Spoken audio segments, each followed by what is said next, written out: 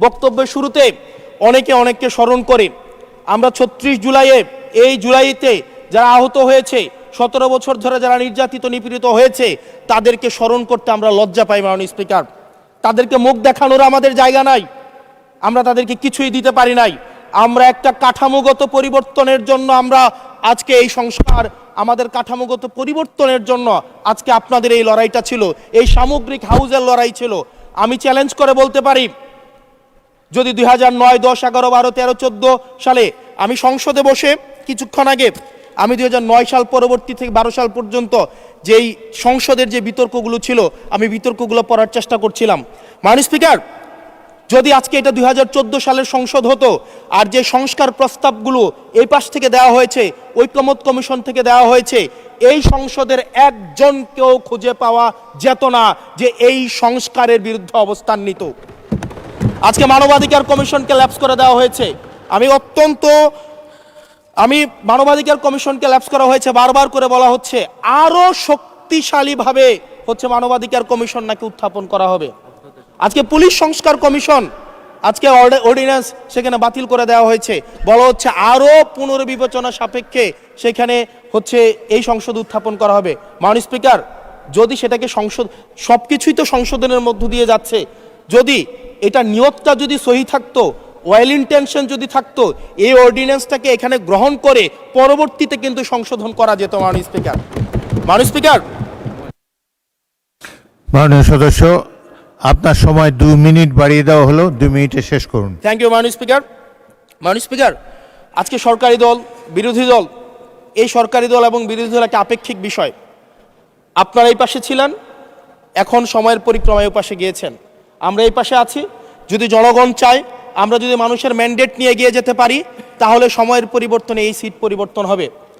আমি আপনাদের সবাইকে আহ্বান জানাবো, প্রজন্মের ভাষাকে অনুধাবন করার চেষ্টা করুন। এটা আমি আমার নিজেকেও বলবো, প্রজন্মের ভাষাকে পড়ার চেষ্টা করুন।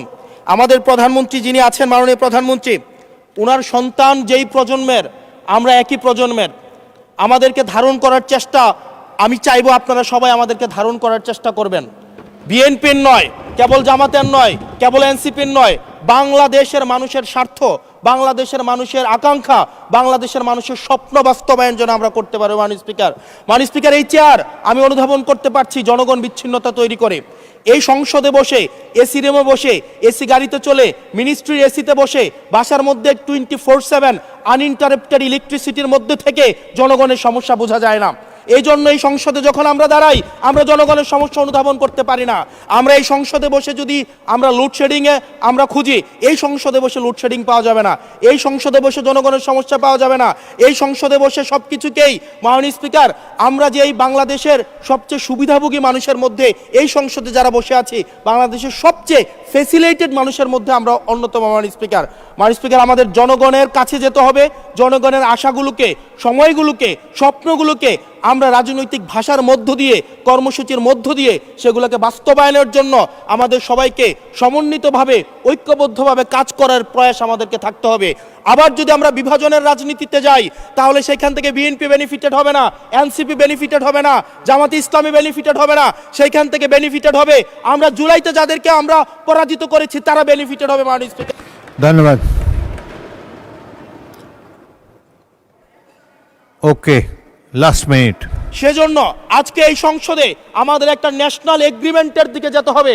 আমরা পলিসির জায়গায় আমাদের বিরোধিতা থাকবে, পলিসির জায়গায় আমরা এগ্রিমেন্টের মধ্যে থাকবো, কিন্তু আমাদের একটা রেড লাইন টানা উচিত। এই লাইনটা আমরা ক্রস করব না। আমরা যখন শুনতে পাই যে একটা রাজনৈতিক দলকে নির্মূল করার আহ্বান একটা সরকার দল থেকে আসে, সেই বাংলাদেশে আমরা মাননীয় স্পিকার ফিরতে চাই না। মাননীয় স্পিকার, আমরা এখানে কনস্ট্রাকটিভভাবে পলিসির জায়গা থেকে আমরা আর্গিউ করব, আমরা এগ্রি করব, আমরা ডিসএগ্রি করব, কিন্তু মাননীয় স্পিকার, নির্মূলের রাজনীতি, বিনাশের রাজনীতি, দমনের রাজনীতি, পীড়নের রাজনীতি যদি আমরা বাংলাদেশে আবার পরিচয় করাই, ইন্ট্রোডিউস করাই, সেইখান থেকে এই সংসদের কেউ বেনিফিটেড হবে না। বেনিফিটেড হবে আমাদের সবচেয়ে বেশি যারা আমাদের এই বাংলাদেশটাকে ঝুঁকির দিকে ঠেলে দিয়েছে, সেই অপশক্তি মাননীয় স্পিকার বেনিফিটেড হবে। সেজন্য আমরা ঐক্যবদ্ধভাবে বাংলাদেশটাকে বিনির্মাণ করি।